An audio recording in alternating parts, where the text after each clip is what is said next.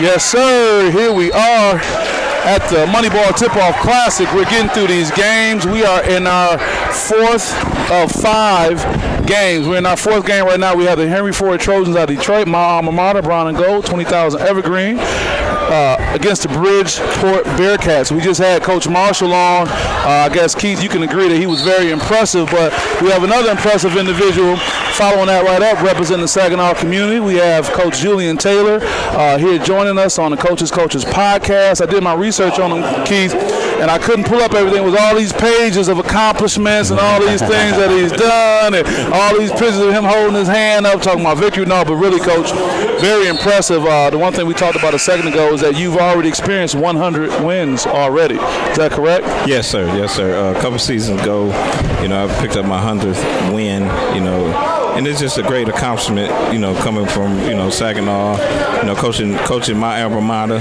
Oh, wow. Returning home. That's great. 3,100 Weber. Yes, sir. Yes, sir. That's great. Yeah. That's great. Well, I'm here with my partner in crime, Keith, Keys to the New Crib Tate. He's also a coach as well. Coach, what is it like being with such a storied program like Saginaw and then coming in as the head guy and having to kind of keep that that name high in the sky? Oh man, it's awesome. It's like a double-edged sword.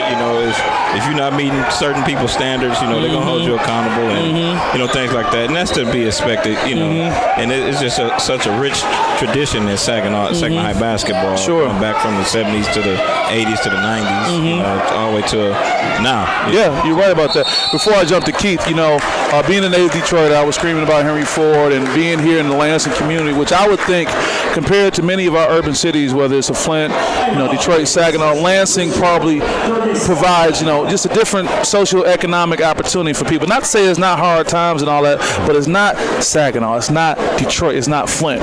How is it when you're in such a city that has a history of having so many challenges?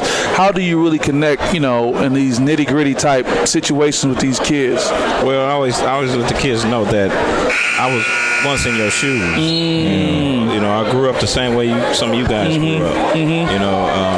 A lot of guys grew up without their dad around. Right. And I know I have to be that father figure. I also grew up, in that same situation. Which I had certain people step in my dad's place, but right. I just let them know, man, it's ways out of Saginaw if you do the right thing. So seeing you as someone who's been there really helps with connecting with a kid that presents it's hopeless, I don't have any hope, I don't know what to do. You say, no, I've been there, and that helps. Yep, and it helps because of my background, because the education. I showed them, I could have easily turned to the streets and things like that. Right. I wanted to do something better. Somebody that didn't accomplish in my family. I wanted to be the first one, which I was, to get a college degree out of my family. So that drives them as well. Keith, you have any questions for our esteemed guest, Coach Taylor? Here. Yeah, absolutely. So, one of the things that we definitely love to talk about here is just coaching this generation of athlete. So what are some of the things that you try to do to make sure that you're getting through to the kids, since there are more distractions, and like you said, letting them know that you are from that city, that you came from there, you want to do those things. Is there anything else specifically that you do with your basketball players to, like I said, to get them on the right track, or to talk to them so they're not, to make sure that they're responding to you the right way? And you get the best, you get the best product on the floor as well. Well, I'm a no-nonsense coach. I learned from my high school coach, who was a role model for us. And so I try to be a role model for these kids, to let them know there's something more out there than these streets. You have to get your education. Also, I try to be seen throughout the school. Even though I don't work in the school, I try to make sure I get up there every day. Right. So they can see me and check on their grades, because I'm gonna hold them accountable. Sure. No matter what they do. So you're making a conscious effort that whatever's going on with your schedule, I need to be up in the schools. And my thought is, the kids know, Coach Taylor might pop up at any time, so I need to be on top. Exactly. It be a bunch of times some guys might be in the hallway and they hear my voice, they're like, Coach Taylor here. So now we know what's going to happen in practice next if I see you in that hallway. Unexpected, The theme I'm getting, Keith, when I talk to these great coaches out of these tough areas like Saginaw, in Detroit, the coaches seem to have a commitment where they're there no matter what. Yeah, I keep hearing the same thing. You're in the school, you're present, you're there, and you're really relating to the kids. What can you share with our listeners, those who may be looking at getting into coaching, getting out of coaching. You know, what can you share with them about coaching this generation of athletes right now? Well, you have to be dedicated. You know, you have to really put in the time and the work with these kids.